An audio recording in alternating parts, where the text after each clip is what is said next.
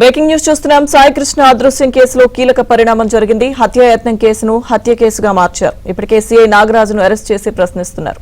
పూర్తి సమాచారం మా ఐపీ బ్యూరో చీఫ్ రామారావు అందిస్తారు. రామారావు.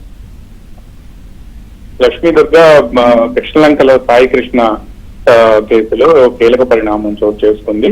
ఇందులో ప్రధానంగా ఈ కేసులో సెక్షన్లు అయితే కొన్ని ఆల్టర్ అయినాయి.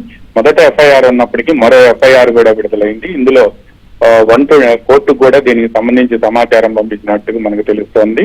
ఇందులో ముఖ్యంగా ఈ కేసులో అంతకుముందు హత్యాయత్నం కింద కేసు నమోదు చేశారు. ఇప్పుడు తాజాగా హత్య కేసుగా మార్చారు.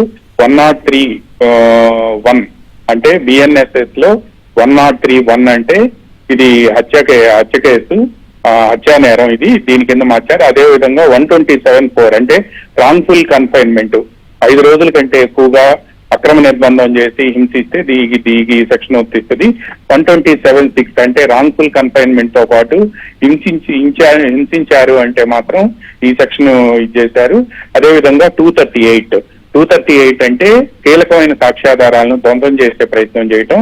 అందువలన ఈ సెక్షన్ కూడా నమోదు చేశారు. ఈ మొత్తం కూడా భారత న్యాయ సంహితకు సంబంధించిన సెక్షన్లు. ఈ 4 సెక్షన్లు నమోదు చేశారు. ఈ 4 సెక్షన్ల కిందనే ప్రస్తుతం ఇందులో ఈ మొత్తం సాయి కృష్ణ కేసులో మొదటి అరెస్టు అప్పట్లో సిఐగా పనిచేసి ఆ తర్వాత సస్పెన్షన్ గురైన నాగరాజుని ఈరోజు విజయవాడ సిట్ అధికారులు అదుపులోకి తీసుకున్నారు. అతన్ని ఇప్పుడు కమాండ్ కంట్రోల్ రూమ్ లో విచారిస్తున్నారు.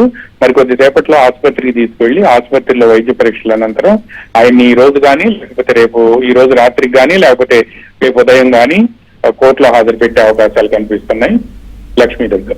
Okay, thank you Ramarao.